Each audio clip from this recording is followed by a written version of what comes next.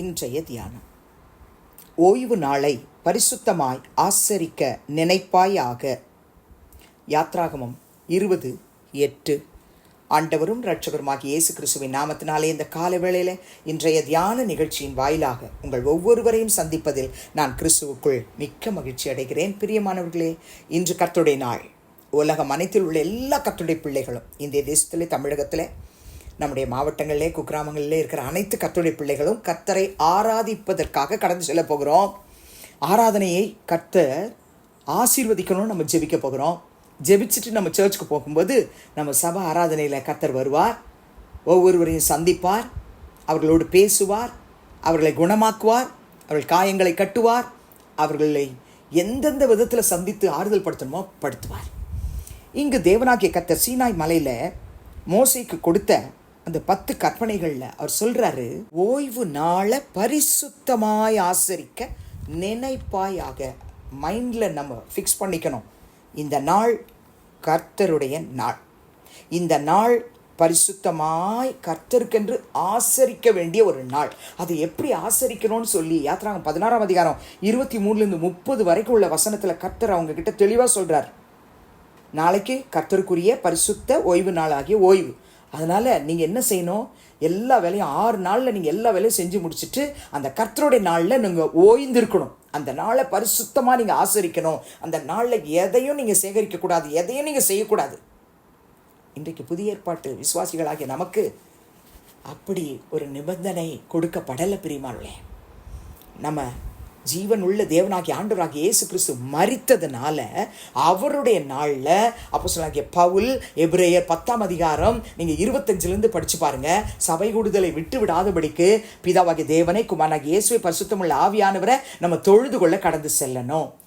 நீங்கள் யோவான் 4ஆம் அதிகாரத்தில் சமாரிய ஸ்திரீயின் இடத்துல ஆண்டவராகிய இயேசு கிறிஸ்து பேசும்போது எப்படி ஆவியோடும் உண்மையோடும் தொழுது கொள்ளணும்னு சொல்கிறாரு. பழைய ஏற்பாட்டில் சொல்லும்பொழுது ஓய்வு நாளை பரிசுத்தமாய் ஆசரிக்க நினைப்பாயாக.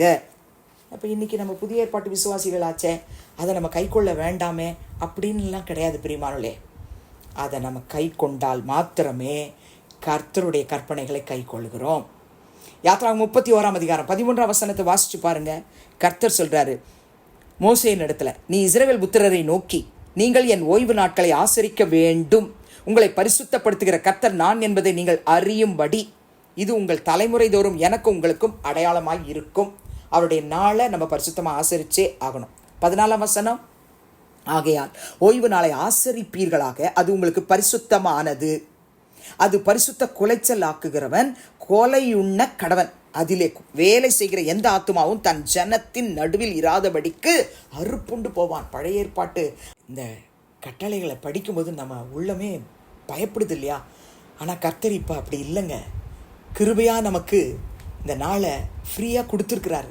நம்ம பயன்படுத்திக்கிறதும் பயன்படுத்தாமல் போகிறதும் அவருடைய நாளில் போய் அவரை ஆராதிக்கிறதும் நம்ம கருத்திலே கொடுத்துருக்கிறார். நம்ம கையில் சாய்ஸ் கொடுத்துட்டார். நம்ம விரும்பினா போகலாம், விரும்பலைன்னா நம்ம ஆண்டவருடைய நியமத்துக்கு விரோதமாய் வாழ்ந்து நம்ம ஆண்டவருடைய ஆசீர்வாதத்தை இழக்கக்கூடிய சூழ்நிலைகள் வரும். நான் பழைய ஏற்பாட்டில் ரொம்ப ஸ்ட்ரிக்டாக சொல்கிறாரு, அது பரிசுத்தமான நாள், அது பரிசுத்தமான நாள், பரிசுத்த குலைச்சல் ஆக்கக்கூடாது. அப்படி பரிசுத்த குலைச்சலை எவனா ஆக்கினானா அவன் கொலையுண்ணப்பட வேண்டும். ஜனத்தில் நடுவில் இராதபடிக்கு வேலை செய்கிறவன் அறுப்புண்டு போவான். இன்றைக்கி இதை இம்ப்ளிமெண்ட் பண்ண முடியல. அநேக இடங்களில் ஞாயிற்றுக்கிழமை வேலை கொடுக்குறாங்க.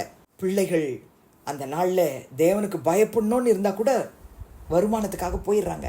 ஆனால் சத்திய வசனம் சொல்லுது, வருமானத்தை விட கர்த்தருடைய நாளை பரிசுத்த நாளாக ஆசரிக்கணும், அதை நினைக்கணும்னு கர்த்தர் சொல்கிறார். லேவியர் 19ஆம் அதிகாரம் 3ஆம் வசனத்தை வாசித்து பாருங்கள். உங்களில் அவனவன் தன் தன் தாய்க்கும் தன் தன் தகப்பனுக்கும் பயந்திருக்கவும் என் ஓய்வு நாட்களை ஆசரிக்கவும் கடவீர்கள், நான் உங்கள் தேவனாகிய கர்த்தர். திரும்பமாக சொல்கிறாரு. லேவியர் 23:3 வாசித்து பாருங்கள். அவருடைய நாளை அவர் எப்படி அவர் பரிசுத்தப்படுத்தணும்னு சொல்லி கொடுக்குறார். 6 நாளும் வேலை செய்ய வேண்டும். 7ஆம் நாள் பரிசுத்த சபை கூடுதலான ஓய்வு நாள், அதில் ஒரு வேலையும் செய்ய வேண்டாம், அது உங்கள் வாசஸ்தலங்களில் எல்லாம் கர்த்தருக்கென்று ஓய்ந்திருக்கும் நாளாயிருப்பதாக. வசனத்தை வாசிக்கிற என் அன்பு சகோதர சகோதரிகளே, கம்யூனியன் சண்டே மட்டும் சர்ச்சுக்கு போயிட்டு மற்ற நாள்லாம் லீவ் எடுத்துக்கிட்டு வீட்டில் உட்காந்தோம்னா இந்த வசனம் நம்மளை நியாயம் தீர்க்கும். இந்த வசனத்தின்படி வாழ ஒப்பு கொடுப்போம். ஏசாயாவில் சொல்லும்போது 56 4 6 வரைக்கும் உள்ள வசனம், என் ஓய்வு நாட்களை ஆசரித்து எனக்கு இஷ்டமானவைகளை தெரிந்து கொண்டு என் உடன்படிக்கையை பற்றி கொள்ளுகிற அந்நகர்களை குறித்து கர்த்தர் சொல்லுகிறது என்னவென்றால், நான் அவர்களுக்கு என் ஆலயத்திலும் என் மதில்களுக்குள்ளும் குமாரருக்குள்ளும் குமாரத்திகளுக்கும் உரிய இடத்தையும் கீர்த்தியையும் பார்க்கிலும் உத்தம இடத்தையும் கீர்த்தியையும் கொடுப்பேன். என்றும் அழியாத நித்திய நாமத்தை அவர்களுக்கு அருள்வேன். கர்த்தரை சேவிக்கவும், கர்த்தருடைய நாமத்தை நேசிக்கவும், அவருக்கு ஊழியக்காரராய் இருக்கவும், அவரை சேவித்து ஓய்வு நாளை பரிசுத்த குலைச்சல் ஆக்காதபடிக்கு ஆசரித்து என் உடன்படிக்கையை பற்றி கொண்டிருக்கிற அந்நிய புத்திரர் அனைவரையும் நான் என் பரிசுத்த பர்வதத்துக்கு கொண்டு வந்து என் ஜெப வீட்டில் அவர்களை மகிழ பண்ணுவேன். அவருடைய சர்வாங்க தகனங்களும் அவருடைய பலிகளும் என் பலிபீடத்தின் மேல் அங்கீகரிக்கப்பட்டிருக்கும். என்னுடைய வீடு சகல ஜனங்களுக்கும் ஜெப வீடுன்னு ஏசாயா தீர்க்கதரிசியின் மூலமாய் கூறியிருக்கிறார். அப்போ இந்த நாள் எவ்வளோ முக்கியன்றதை இந்த 4, 5, 6, 7 வசனத்தை வாசிச்சுட்டு ஜெபம் பண்ணிட்டு சர்ச்சுக்கு போங்க. கர்த்தர் நம் நடுவில் எழுந்தருளி ஆசீர்வதிப்பார். ஜெபிக்கலாமா? பரிசுத்தமுள்ள பிதாவே, இயேசு கிறிஸ்துவின் நாமத்தில் இந்த கர்த்தருடைய நாளிலே நாங்கள் எல்லாரும் உடைய சமூகத்தில் வந்து ஜெபிக்கிறோம். யாத்ராகமம் 20:8 ஆண்டவரே, உம்முடைய நாளை, கர்த்தருடைய நாளை நாங்கள் பரிசுத்தமாய் ஆசரிக்க நினைக்க கர்த்தர் எங்கள் கொடுத்த இந்த நல்ல வசனத்துக்காய் ஸ்தோத்திரம். உலகம் அனைத்திலும், இந்திய தேசத்தில், தமிழகத்தில் இருக்கிற எங்கள் குடும்பத்தில் உள்ள ஒவ்வொருவரும் ஆராதனைக்கு கடந்து செல்ல உதவி செய்யும்.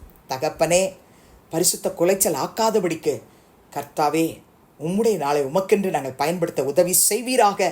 குறிப்பாக இந்த நாளிலே ஆண்டவரே, உடைய பிள்ளைகள் ஒருவேளை வேலைக்கு போகிறனே ஆண்டவரே எனக்கு உதவி செய்யுங்க, அந்த நாளில் எனக்கு லீவ் கிடைக்க உதவி செய்யுங்கன்னு பாரத்தோடு ஜெபிப்பாங்களாண்ணா, தயவு செய்து அவர்கள் பிரயாசத்துக்கு தக்க பலனை கொடுத்து அந்த நாளிலே உம்மை ஆராதிப்பதற்கு அவர்களை அழைத்து செல்வீராக ராஜா.